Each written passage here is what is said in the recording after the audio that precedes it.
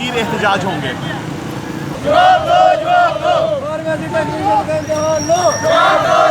ये 4 साल से ना हमारे फार्मेसी टेक्नीशियन के इम्तहान नहीं हो रहे। फार्मेसी टेक्नीशियन का इम्तहान लो। फार्मेसी टेक्नीशियन का इम्तहान लो। फार्मेसी टेक्नीशियन का इम्तहान लो। फार्मेसी टेक्नीशियन का इम्तहान लो। पेट्रोल है नहीं, पेट्रोल है क्या? टेक्नीशियन का इम्तहान लो। फार्मेसी टेक्नीशियन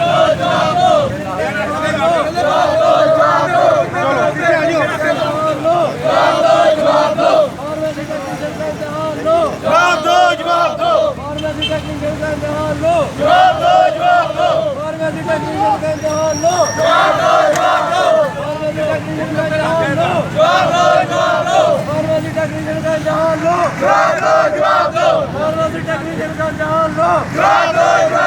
फार्मेसी टेक्नीशियन का इम्तहान लो। फार्मेसी टेक्नीशियन का इम्तहान लो।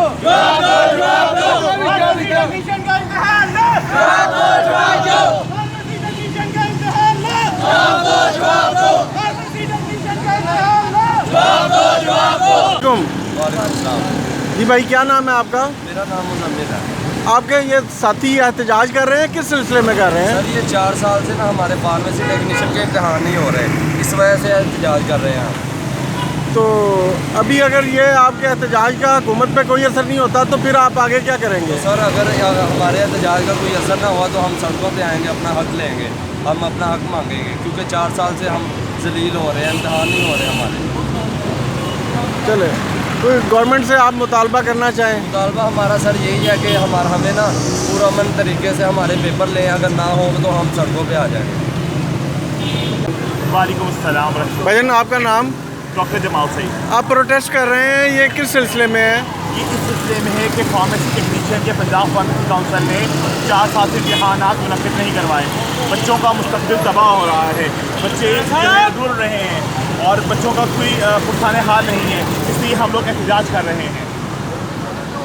तो ये इन केस ऑफ अगर आपके मुतालबात नहीं पूरे किए जाते फिर आपका अगला मुल्कगीर एहतजाज होंगे। मुल्कगीर एहतजाज होंगे। हम पंजाब फार्मेसी काउंसिल के सामने एहतजाज करेंगे और वो पुरअमन एहतजाज भी हो चुके हैं और पुरअमन नहीं भी हो सकते। चलें, बहुत शुक्रिया।